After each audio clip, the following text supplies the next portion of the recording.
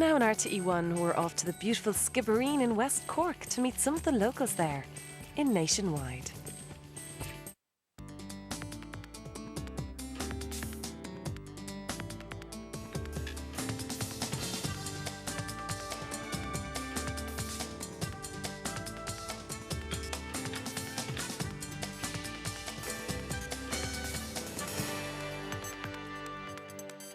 On Nationwide this evening, we're in West Cork to meet two ladies who show you don't have to live in a city or be on an industrial estate to get into business and succeed. A landscape to inspire and the painter who was drawn to it as his home and muse. Times past, how they can be visited again today here at Skibbereen's Heritage Centre. And we get the pulse of the area through its local paper, the Southern Star, one of the oldest in the country.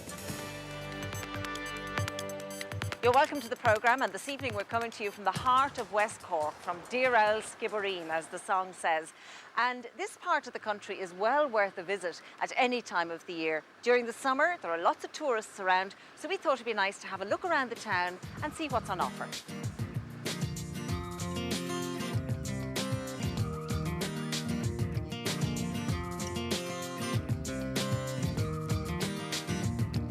An interesting aspect of life in Skibbereen is the numbers of young people who've settled here and set up their own businesses. Geraldine Harney met up with two young women who took the plunge and whose businesses here in the town are doing very well.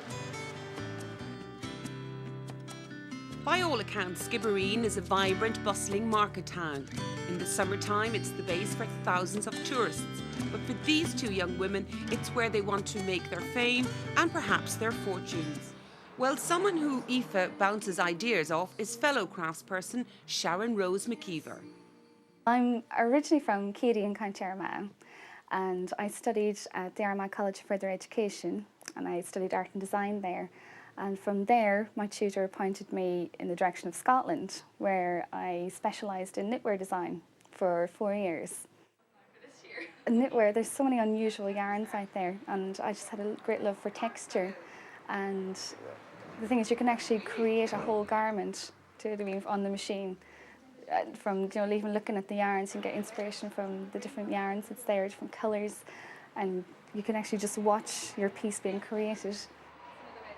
From a young age, I've always been interested in art and design especially, and I wanted to further this, and that's how I ended up in Scotland studying. And so I've always wanted to have my own collection, and to see at the end of the day a person on the street wearing something you created, that's what it's all about. After spending a number of years working for a knitwear company in Baltimore, Sharon Rose decided last November to take the big plunge and go out on her own. She opened Enchanted. My first collection is a collection called Don't Blame Eve. Eve being the first woman, I thought Ash should be part of the first collection. And each collection now is going to be based on a different inspirational woman throughout time, because actually at the end of the day it's women who actually get my inspiration from. And that's why a lot of these colours are all quite natural, earthy tones. I start off firstly by designing the garment. I sketch an idea out, and then from there I punch out a little pattern which I'm going to create, which is the pattern here, and then I decide then what yarns I'm going to use for this actual piece, and then start the knitting process.